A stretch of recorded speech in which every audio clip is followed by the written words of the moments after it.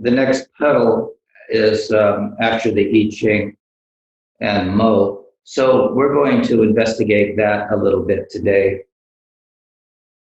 There have been so many books written on this topic, and it is vast. So I will give a brief introduction in this hour, but I will, if you have an interest, as with the rest of these things, follow your interest, and there are many books.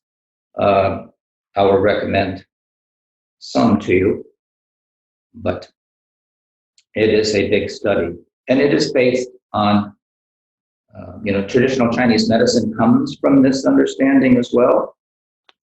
When we look at the aspect of yin yang, and so just to jump in, the I Ching, I think a lot of you have at least heard of the I Ching, the Book of Changes, as has a profound influence on Chinese medicine, philosophy, science, and on my life. As I may be able to just give you an anecdote on how I use it. Again, this whole presentation on the Eight Petals of Asian Medicine is really autobiographical in the way that I've used all of these things that we're talking about and studied them to some degree. Again, it is a huge study. You could devote your life to any one of these so-called eight petals. But so a little history first. The 64 hexagrams of the I Ching were propounded or introduced by Fu Shi in 2852 BCE.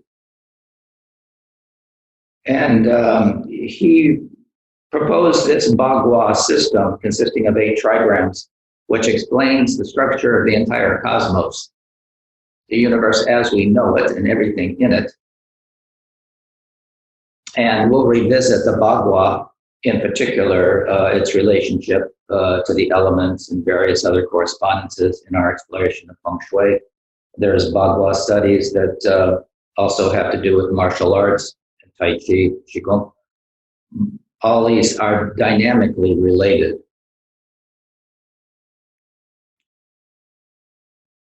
And in 1100 BCE, King Wen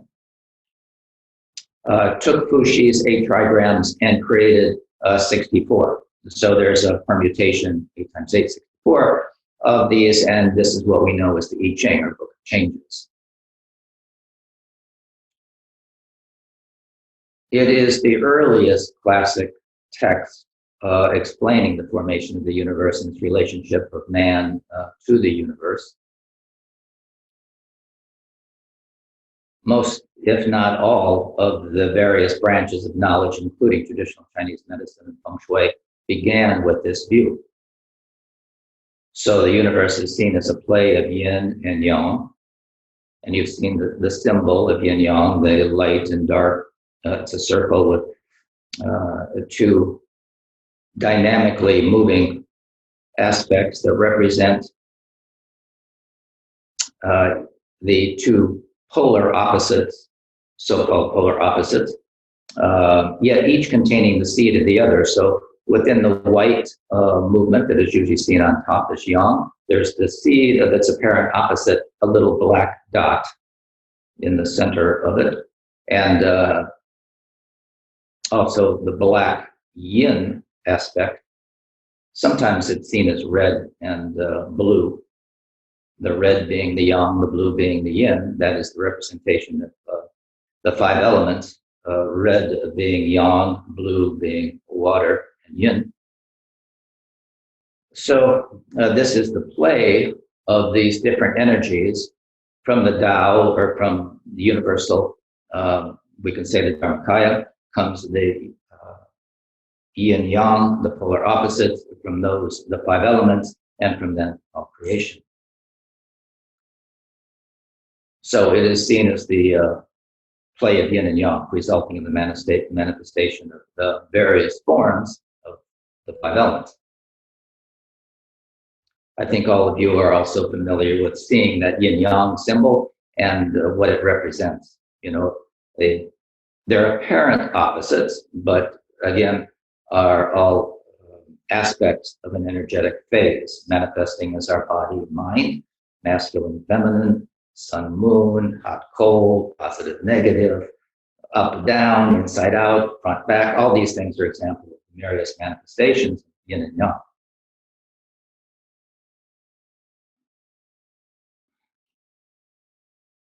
And from that comes the interplay of the five elements, which again we will talk about more as we go along, which is the mechanism based on the interplay of yin and yang. So we are now in the fall season, and the energy is beginning to decline. And then it goes into the winter where everything's in hibernation, and that's the extreme yin energy, where things slow down and or is associated with death. And then we come into the spring where new life begins again, and there's the upward movement of yang energy in the springtime. New shoots are coming up, and then the full manifestation of fruition in the summer, and then again decline in the fall. So it's the constant cycle of yin and yang, birth and death, and the five elements in the seasons that we spoke of briefly. So these 64 hexagrams I will discuss a little bit, not in detail. I would recommend a book to you. The one that I use is the I Ching, I guess you can see that, by Wilhelm Baines, Book of Changes. And how it is used is by throwing 3 coins.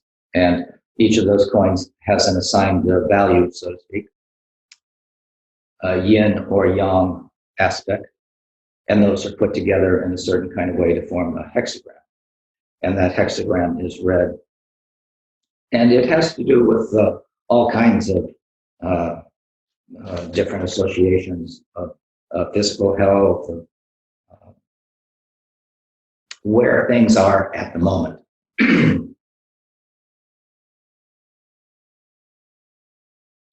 And Carl Jung gave the introduction to this particular Wilhelm Baines edition. Some of you may know Carl Jung is a famous Swiss psychiatrist who founded analytical psychology, one of the psychology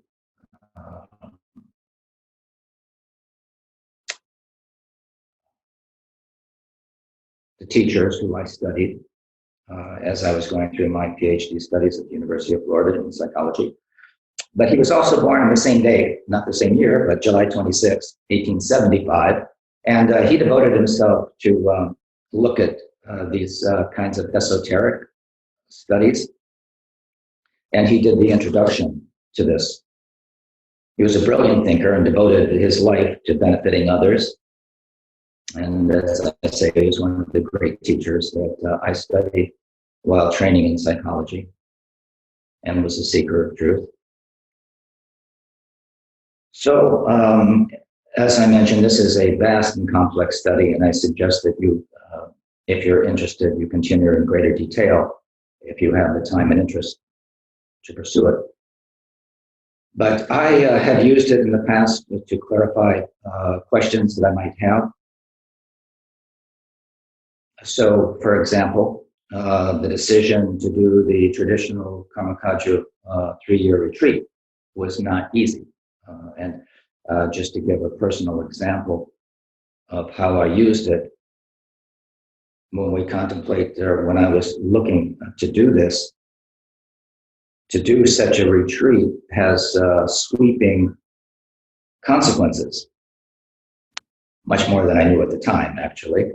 But I was a director, and the primary teacher in the Florida School of Acupuncture and Oriental Medicine, school of traditional Chinese medicine that I started, founded, and taught, and director of our Dharma Center. That was over 30 years ago. But and was seeing patients, and met leaving my partner, and for 3 years and 3 months, a huge decision.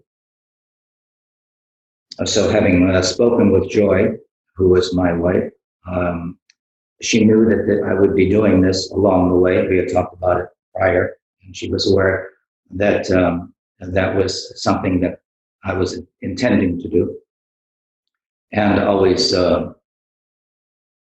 was in agreement with me about that, which is was a huge responsibility for her. But just to clarify, there was a lot of responsibilities that she was going to have to assume in my absence for that period of time. You know, the school, managing staff, faculty, students, administration, all those things,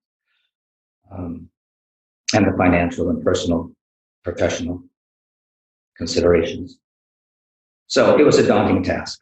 And when I asked her about doing that, and the reason I was pursuing it is because we heard that Rinpoche was sick, and this may be the last retreat he would do as the retreat master. So, as she said, call Rinpoche and see what he says, if I can be accepted to that retreat that was coming up, 4th. And needless to say, I had a lot of trepidation about it, but I did call, and Rinpoche just happened to be there. I called Carmeling, the retreat center, to talk with Rinpoche, and Carmelodro, who was the retreat manager, answered the phone. And after our greetings, I told him my reason for calling and that I wished to join the next retreat. And Rinpoche was standing right there, which is not always the case. It was like he was waiting for me to call. And there's other incidences like that too, when he was just there for me when I had a situation occur. But at any rate, I asked him about it, and he said, yes, you may join the retreat. Now, there are a lot of considerations, and a lot of people do not are not allowed to do retreat. There are so many things, family things, and retreat prerequisites.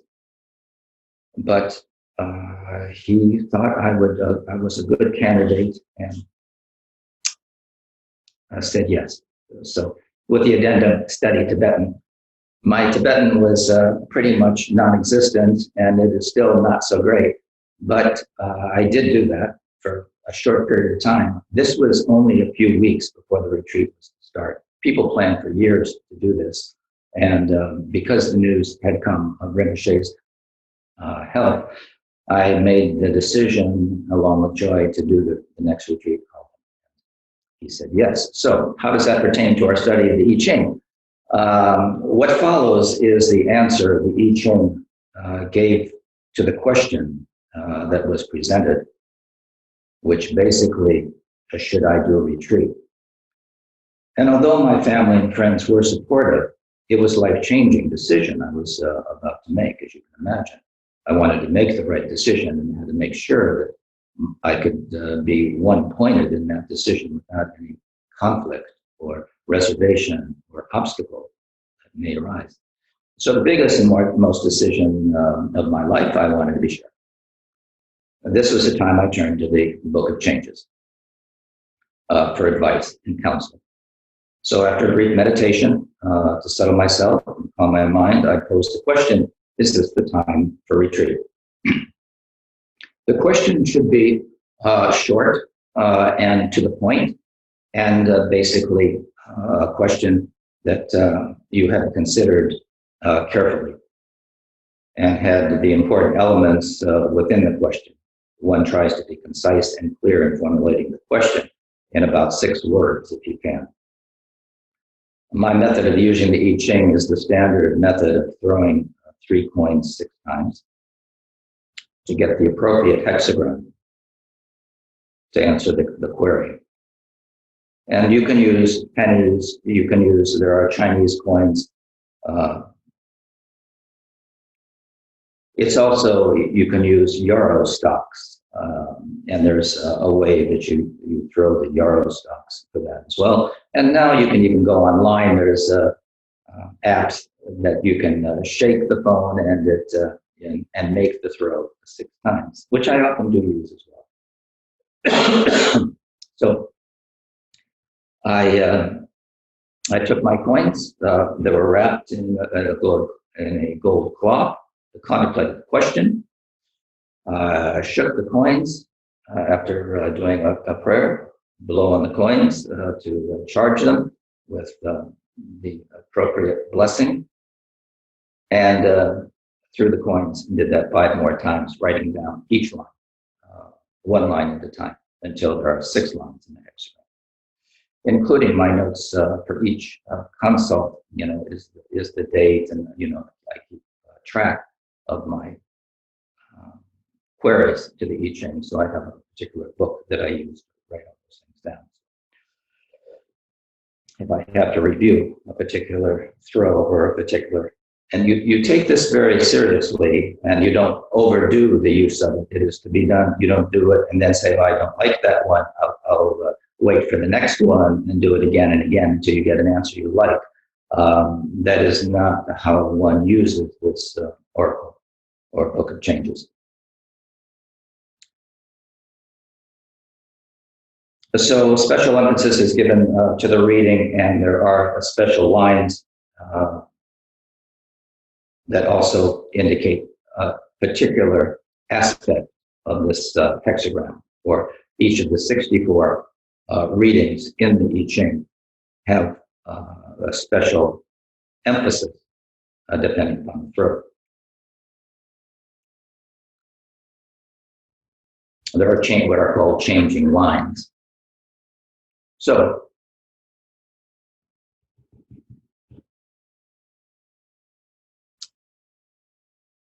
when I look at it now, I could have used many examples of the mystery of beauty of the wisdom of the I Ching from my past experience. However, I think that this one will be a good one to illustrate my point. So to answer the question, the I Ching was hexagram 33, retreat, Tun. And to summarize that throw, there were special lines. And it said, the power of the dark is ascending. The retreat is a matter of not a man's will, but of natural law. In this case, retreat is the right course. It is through retreat that success is achieved. But success consists in being able to carry out the retreat correctly. Retreat is not to be confused with flight. Flight means saving oneself under any circumstances, whereas retreat is a sign of strength. We must be careful not to miss the right moment while we are in full possession of power and position. That was the special reading to me at that time, and I thought it was pretty clear. So there was also another special line. Perseverance brings good fortune. It is the business of the superior man to recognize in time that moment for retreat has come. If the right moment is chosen, the retreat can be carried out within the forms of perfect friendliness, without the necessity of disagreeable discussions. Yet for all the observance of amenities, absolute firmness of decision is necessary if one is not to be led astray by irrelevant considerations. And one more special line, cheerful retreat, everything serves to further. The situation is unequivocal. Inner detachment has become established fact, and we are at liberty to depart. When one sees the way ahead thus clearly, free of all doubt, a cheerful mood sets in, and one chooses what is right without further thought. Such a clear path ahead always leads to the good. That was the throw.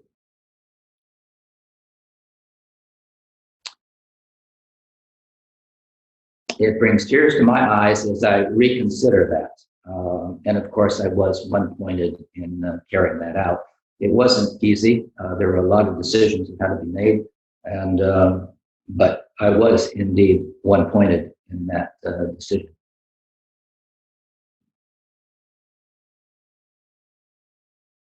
Any particular question or comment at this point before I go on?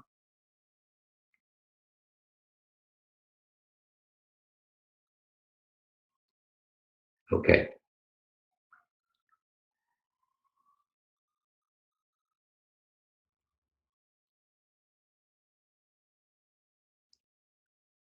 So there is another corresponding hexagram that occurs when there's changing lines. It changes into what we might say is the future. So this is the current situation, and it will lead to an outcome in the future. And the outcome was 31, influence. And there are two parts to the Book of Changes. One is concerned with the foundation of our social relationship, and others concern our action in the world. So this is the first hexagram in part 2 of the Book of Changes, and is concerned with the foundations of our social relationships. The name of this hexagram, universal and all it's inclusive, it means to influence. So the mutual attraction between people and ideas is highlighted. The analogy, the attraction between affinities is a general law of nature. And it's said in the text, through such attraction, the sage influences men's hearts and the world attains peace. It goes on to say that this is the key to joy, inwardly calm. One exercises intelligent eloquence, expounding the truth inexhaustibly and teaching people tirelessly. I do aspire to manifest what the I Ching predicted over 20 years ago. So I did complete the retreat, as you know. Shows me up again. And in Kemper River Shade asked me to come back to Florida and take care of the centers here, which hopefully I've done.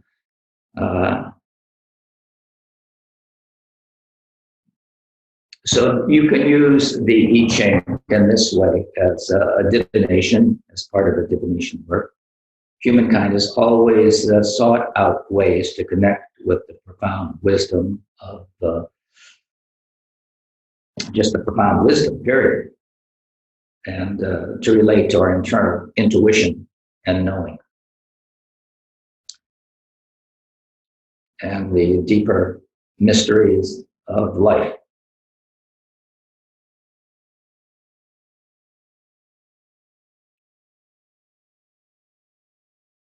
Have any of you used the I Ching before and are familiar with how to do it? Yeah, I did in the 70s. Yes. Yeah.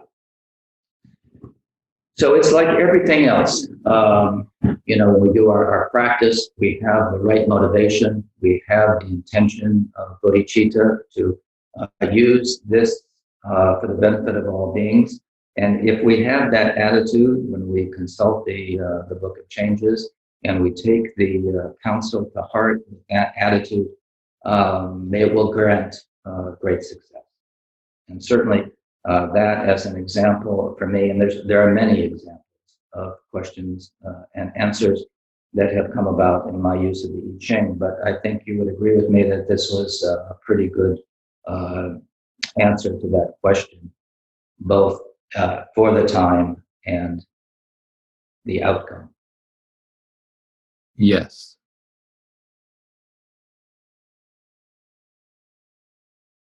So there is another divination system, more familiar in the Tibetan.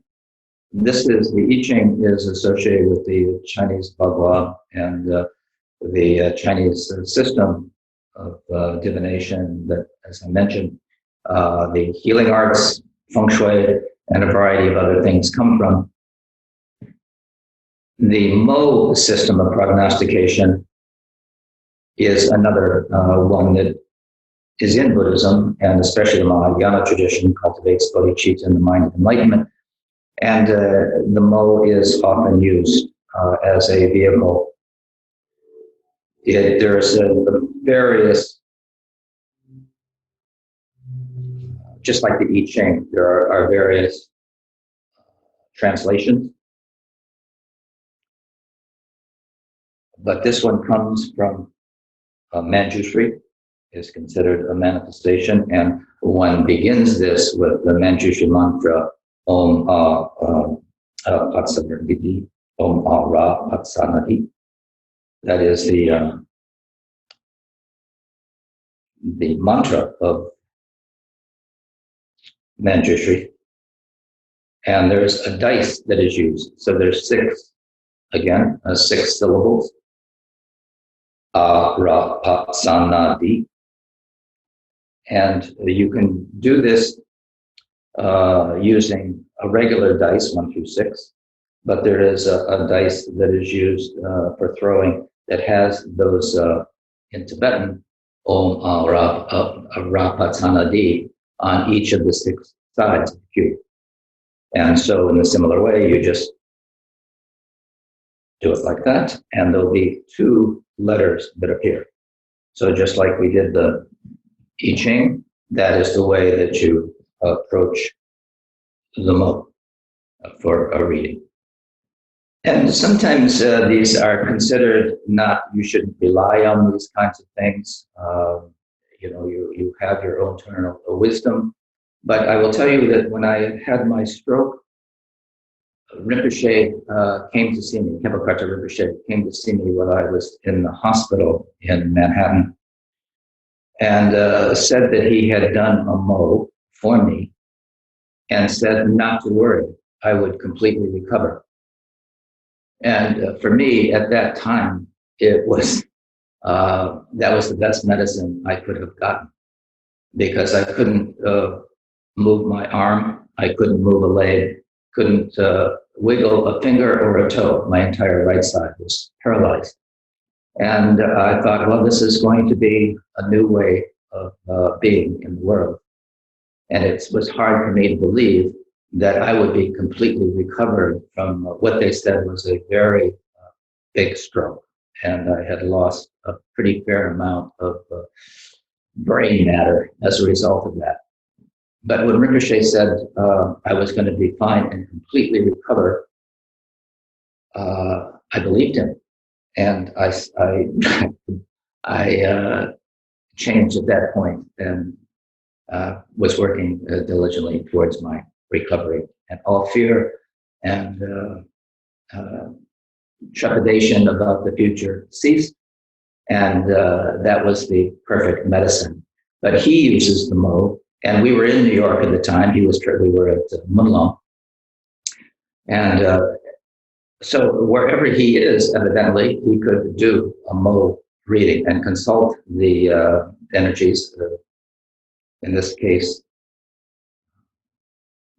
the Bodhisattva of wisdom, Manjushri. And that divination proved to be right, although my physicians never saw an improvement like I had, fortunately. They've never seen the recovery as fast and as complete, given the situation with my stroke. So I knew that Rinpoche used this in his own personal dealings as a divination. So it gave me more confidence in using it myself, and I also used the Mo as a divination system. So His Holiness the Shakya Tenzin, the head of the Shakya lineage, in an introduction to the Mo, this little book, Mo Tibetan Divination, and like the I Ching, each of the different, there are 36 different readings in here, 64 in the I Ching. Shakya Tenzin states that there are 2 primary functions for divination. First of all, it is a system that is used to help ourselves to see a situation or event clearly. Secondly, if we use it for others with motivation of performing a selfless act of giving, as is the Bodhisattva motivation, it enhances our practice of the Bodhisattva's path to enlightenment. Just as the I Ching comes from that rich heritage in China, Mo is Tibetan and was used, compiled by the great master Jamgon Mipo. In 1846, Jamgon Mipon lived 1846 to 1912. And from the Sacred Tantra expounded by the Buddha, based primarily on the Kalachakra Tantra, having to do with the time, with the supplementary explanations from the Ocean of Bikinis, another sutra, and its authority from the power and the wisdom of Manjushri, the Bodhisattva who embodies the transcendental wisdom of all the Buddhas. It is Manjushri's speech, as exemplified by his mantra, Oma Rapatsanadi, as I mentioned, and his all-pervasive wisdom that empower the seeker to obtain an accurate answer to their question and the circumstances concerning the situation and its outcome. So that is another way of seeking advice, seeking an accurate answer to a question.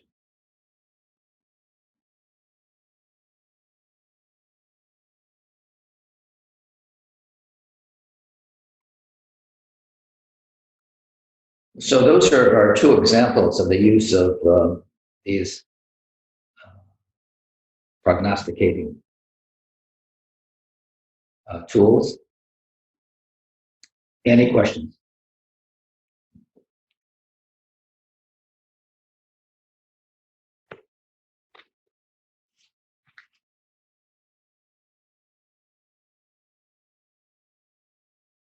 There are a number of circumstances that also helped me in my recovery from the stroke. I was at Munlung in New York when this happened, and it happened right in front of Karmapa. It was pretty dramatic when I went down. People said, "Are you okay?" And I had the presence of mind to say, "No, I'm having a stroke." Although I've never had a stroke before, the symptoms were clear to me.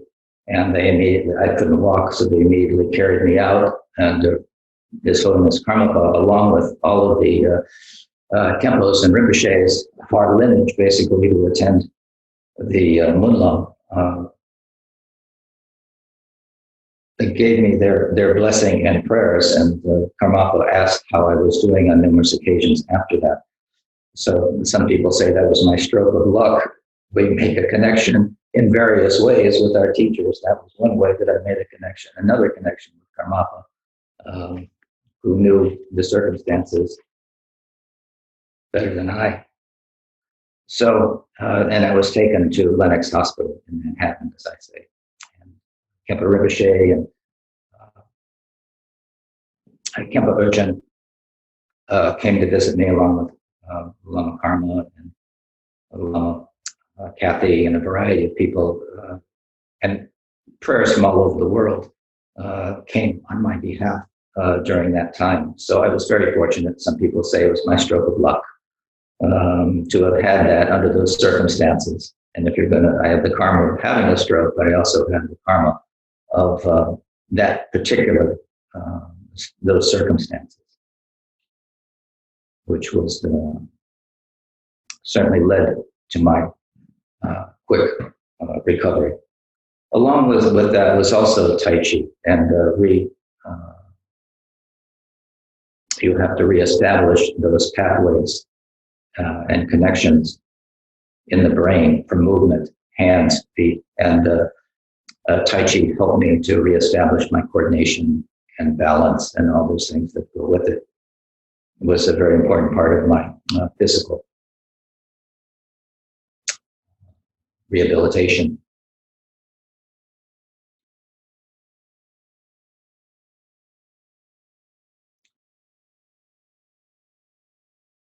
And Khenpo Urchin, who, as you know, he recently did teaching on the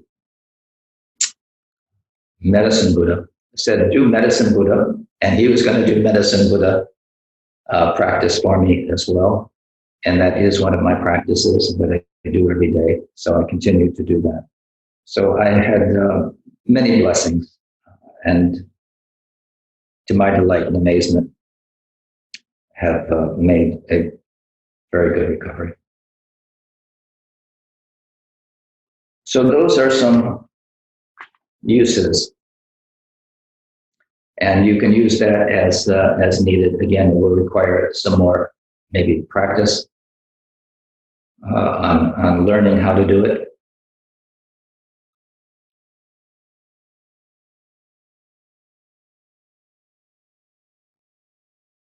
And there's, I guess, more we could say about that. Are there any questions? What was the name of the book you recommend again? Um, On I Ching. That one I found. the I Ching is the Wilhelm Baines edition. Wilhelm Baines. Wilhelm-Baines. And Bollington series, Princeton University Press.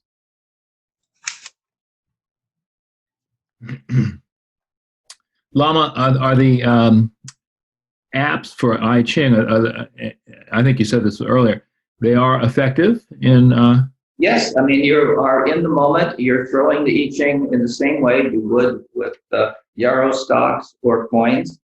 And let me just look up that I Ching app. Yeah, on this app that I have, if you can see the cover of this book, it is the same as is on the app. This is the app. It's the Wilhelm Baines edition, and it's the same as having this book. It's the same as throwing it. Yes, you actually do 6. I have I'm sure it's the same as other phones, but I have an iPhone, and you just shake it 6 times, and you get the 6 coin tosses that you would get if you just threw the coins. Thank you. And it does give more of an introduction as well, the same as the book. So it's basically the book is there as well. It's the same as having this particular text, and the introduction as well is given there, and that you can read more about it. So I highly recommend it. The app is a good one to use. But more importantly is your motivation and your intention. So you are going to come up with 6 lines, and it will show you, it'll automatically put those lines up for you. And when there are changing lines, that also means that the hexagram is changing from that one to another one. And it'll give you both the hexagram you've thrown and the hexagram that it's becoming, or that it will lead to. In the app. So it's very convenient, and it'll record each of the questions and answers as well. So you can go back to it.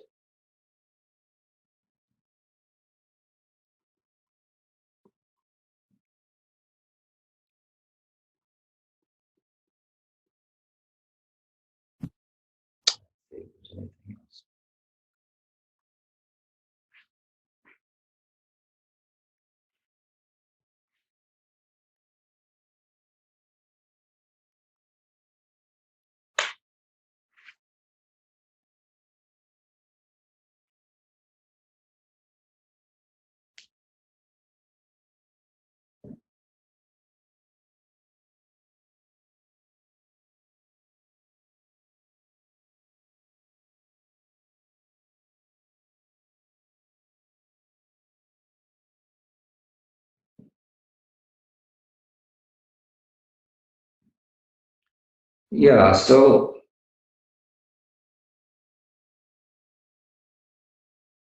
I will mention that the profound teaching of the Buddha really underlies the framework for both the I Ching and the Mo systems, and is important to help to understand this situation. So you could think of it as touching the wisdom of the Buddhas and Bodhisattvas.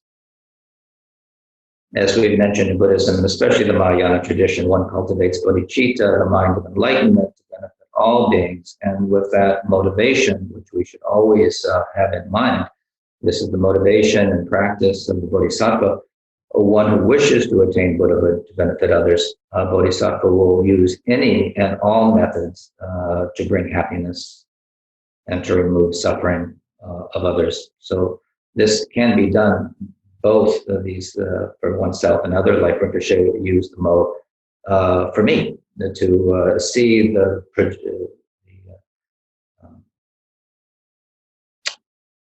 the outcome of this situation, be it good or be it bad, and to accomplish, so we use it to benefit others. So this is accomplished through spiritual teaching, providing material assistance, such as medicine and food, also removing fear and providing loving kindness and compassion in dealing with ever-changing circumstances. It's called the Book of Changes because things are always in a state of change and flux. So dealing with the ever-changing conditions of our worldly life. So this is the practice of a bodhisattva. My feeling is using these, with that motivation, is the practice of the bodhisattva. And I mentioned, how does a Buddhist use this system? The Buddhists are endowed with wisdom and know the cause and effect and the result of actions taken. If we use these tools, with faith and devotion, beings such ourselves can rely on the Buddhas and Bodhisattvas to help us to overcome our confusion and to better understand our situation.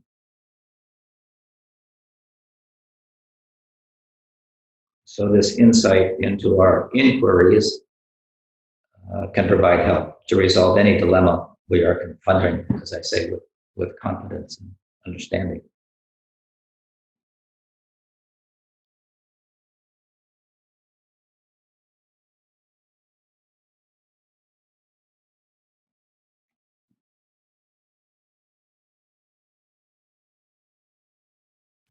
So we've covered now, I won't go into more detail in these two prognostications or divination systems, but we have covered meditation, we have covered Qigong and Tai Chi, diet, nutrition, and the acupressure points to a degree. We may return to those if you choose to. And now the I Ching and Mo. Are there any questions about any of those particular petals? As we look at the golden 8-Petalled Lotus of Asian medicine, we've now covered 5 of them.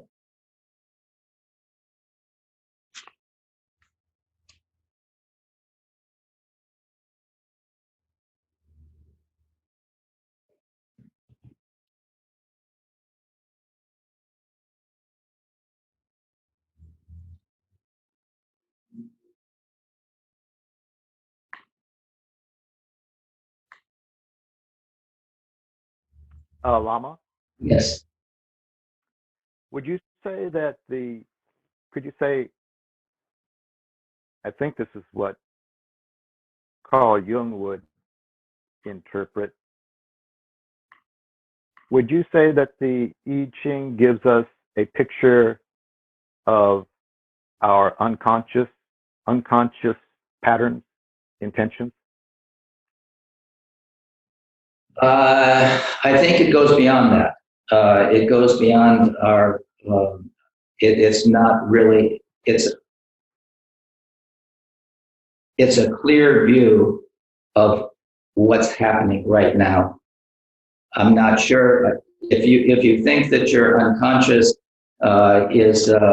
is wisdom, yes, but unfortunately our unconscious is often pushed by a variety of aversions and attractions, and are underlying a lot of our motivation that is not necessarily skillful or beneficial. So it is a clear, it is a motivation that is more in line with the truth than our unconscious. So I would say not so much, basically. Does synchronicity not equate with the unconscious as far as the pure unconscious Buddha nature? Well, if you're defining pure unconscious as Buddha nature, this definitely has to do with synchronicity. Yes, and that is something that Carl Jung talked about extensively. Synchronicity. So synchronicity, yes, true. And so again, it's a matter of how you're defining our terms here. Unfortunately, our language is fraught with all kinds of misunderstandings about certain terms or certain words. And Buddhism is very clear in its a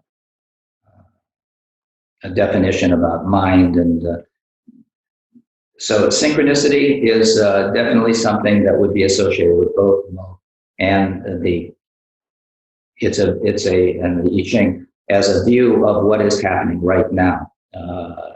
That's right. So synchronicity, yes.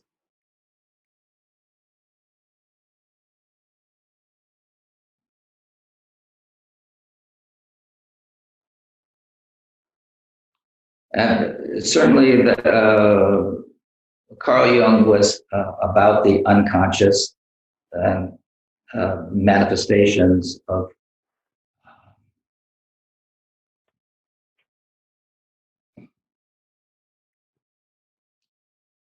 unresolved issues that lurk beneath the surface. With Freud, ego, and those categories are a little bit different than in the Tibetan tradition, those definitions. The Taoist concept of the unconscious, though, isn't that the unconscious is divine? But just like the Dharmakaya, yes. I mean, our nature is the Dharmakaya. It's manifested in many different ways. So yes, the Tao is the same. And the Tao that can be spoken is not the true Tao. It's beyond any language. Similar situation, but there is a synchronicity in time with what is happening, and the reading that you get is in line with this moment in time. But it's called the Book of Changes for a reason. It is in constant change and flux, just like a river. We look at the river and we say, oh, it's the same river. It's never the same river. You can't step in the same river twice. So everything is in constant state of flux, but that is the relative. Ultimately, there's no duality, there's no change. So it is a matter of direct experience of the nature of your mind. This is a snapshot of what's going on right now.